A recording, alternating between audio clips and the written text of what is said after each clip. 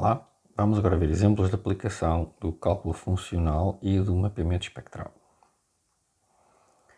Então, um exemplo ilustrativo do mapeamento espectral é este tipo de problemas, este tipo de questões. Para um operador linear A no espaço lateral de dimensão finita, se o quadrado desse operador for igual a si mesmo, por exemplo, uma projeção, então o seu espectro, ou seja, o conjunto dos seus autovalores, só pode estar contido no conjunto 0 e 1, ou seja, os autovalores só podem ser 0 e 1. Como é que nós mostramos que todo operador cujo quadrado seja igual a si mesmo tem que ter como autovalores 0 ou 1? Bom, de facto, a gente faz o seguinte, tomamos o polinómio z² menos z, e automaticamente, por causa da propriedade que a² igual a A, então isso quer dizer que P de A se anula. P de A é o polinómio nulo. P de A é o operador linear nulo.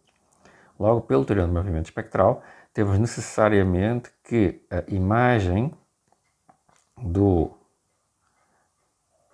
o espectro, né, do P de A, que é 0, né, tem que ser o operador, tem que ser o conjunto formado pelo 0, mas por outro lado, o P do sigma de A, né, a imagem do espectro do operador inicial é o espectro da imagem do operador pelo P. Portanto, a imagem do espectro se anula, é 0.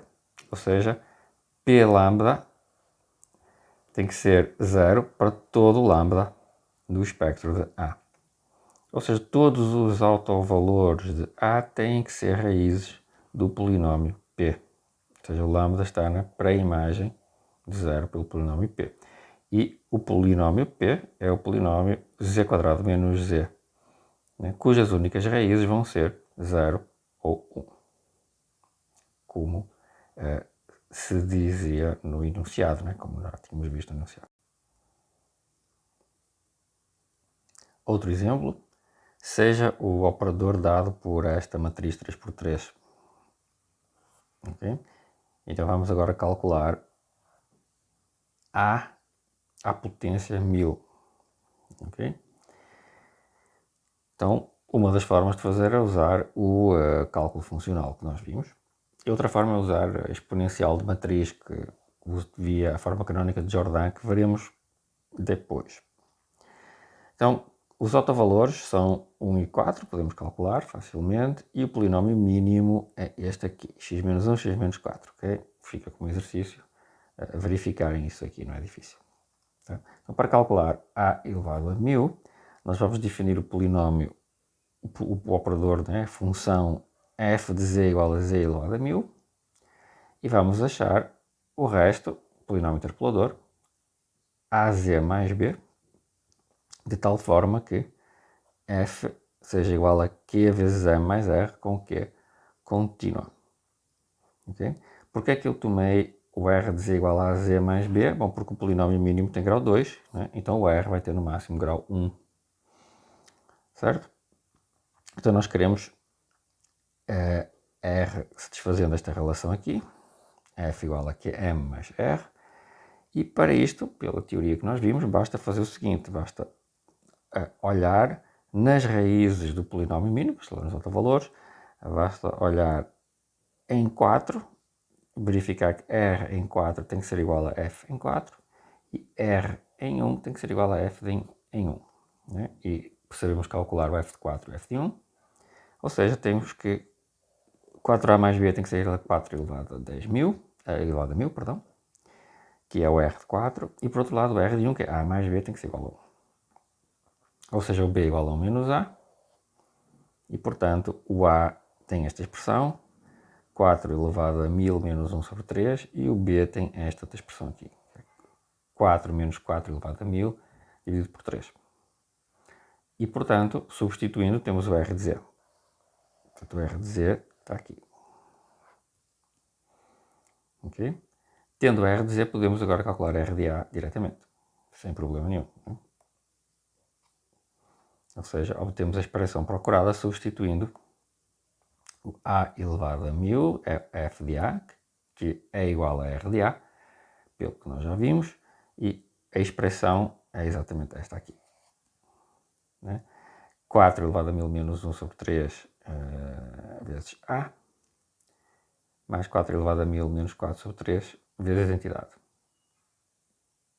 A gente vai escrever assim, a vezes a mais b vezes a entidade, e a expressão, substituindo a matriz a lá, obtemos esta expressão toda, né? E agora é só substituir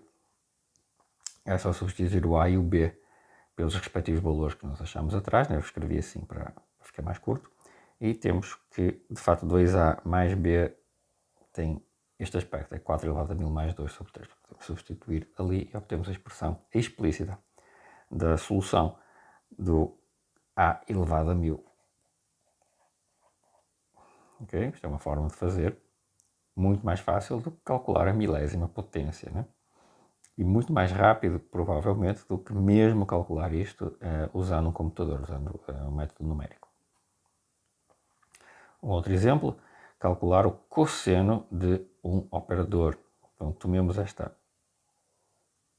operador aqui, dado por esta matriz, e vamos calcular o cosseno de A. Ok, então A é uma matriz 3x3, portanto o seu polinômio característico tem grau 3. O polinômio mínimo podemos ver que é este aqui, é z quadrado. O polinômio característico é z ao cubo. Então temos uma única raiz característica que é 0, o único autovalor. O que é que nós vamos fazer? Nós vamos achar, né, a expressão cosseno de z igual a q de z, p de z mais r de z, onde o r aqui vai ter, vamos usar o p primeiro, vamos apelar por característica inicialmente, e o r vai ter grau 3, portanto o p tem grau 3, o r tem grau 2, então o r vai ser um polinômio de segundo grau. Okay? A partir daqui temos que igualar, né? O r de 0 tem que ser o cosseno de 0, portanto o c vale 1. Depois olhamos o r' em 0, que é o b, né? E isto tem que ser igual a derivada de f em 0, portanto é menos seno de 0, que é 0. E 2a, que é a segunda derivada do r em 0, tem que ser igual à segunda derivada do f, a derivada do cosseno, fica menos cosseno em 0, que é menos 1. Portanto, substituindo, obtemos que o r de z é 1 menos z quadrado sobre 2, e segue que o cosseno de a é nada mais do que 1, portanto a identidade, menos a quadrado sobre 2. Okay? Ora, é fácil verificar que a quadrado é a matriz nula, e portanto isto fica como a identidade. Então o cosseno de a, neste caso, é a identidade, é o operador de identidade. Okay?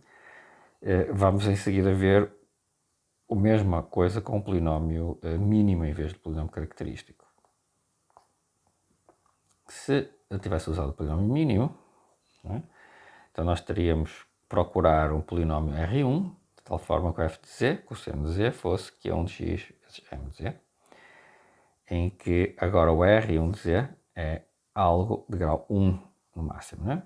Então vamos obter que o R1 de 0, que é o b, tem que ser o cosseno de 0, portanto b é 1, e o R' de 0, que é a, teria que ser menos seno de 0, que a derivada do f em 0 seria 0 também.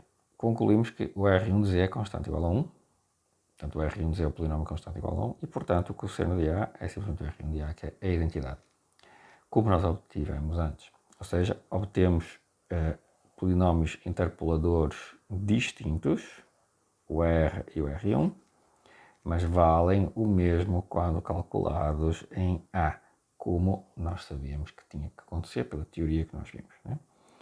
Okay. Este exemplo pode também ser calculado via uma série de potências do cosseno de z, já que o A está na forma canónica de Jordan, que nos ajuda a facilmente calcular potências de operadores.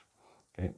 Vamos ver isto no que segue, quando nós estudarmos aplicações agora de cálculo funcional, explicitamente o exponencial de um operador linear, para o cálculo, para a solução de equações diferenciais lineares. Isso será nos próximos vídeos.